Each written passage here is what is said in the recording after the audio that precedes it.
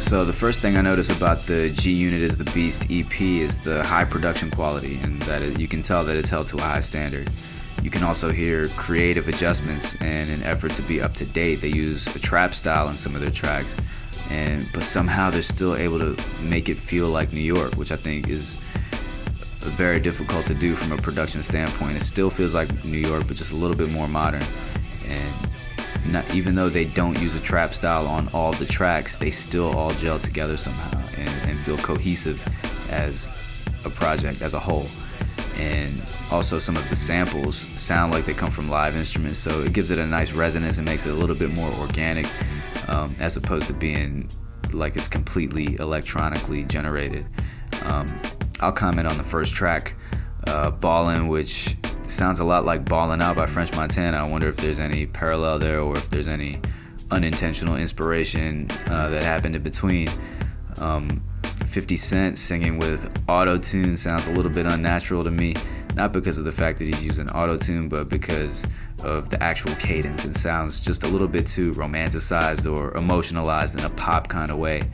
And it reminded me of 50 Cent's song What If, where he puts himself in the position of other artists and tries to picture himself doing things that they would do artistically, but that is just something that he just can't do because it's not him. He talks about what people's reactions would be, and I think I'm having one of those reactions right now where, he's doing something, it just doesn't sound like something he would do.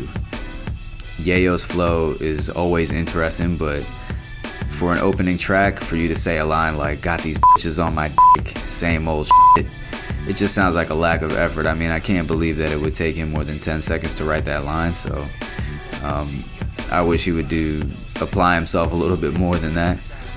Because how many times have we heard that line? And I think that line is like every 9-year-old's first rhyme.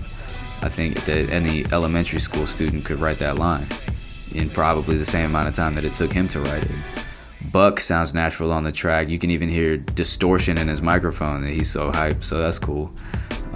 Banks, I think, sounds the most contrived out of all of them, especially on a trap style beat, because he tries to ride the beat in the way that kind of a beat is usually written, but he's so monotone and chill that it doesn't sound like it makes sense. It just sounds contrived. But on a track like Doper Than My Last One, it sounds more like right up his alley, and I like that type of a track too.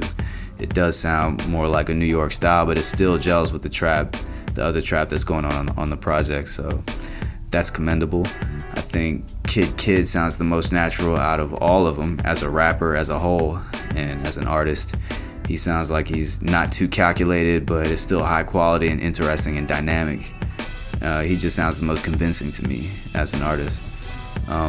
Overall, this project, I think it's a creative accomplishment more than probably a commercial one. They took risks, creative risks, and I think that they were successful. I think that they gained ground.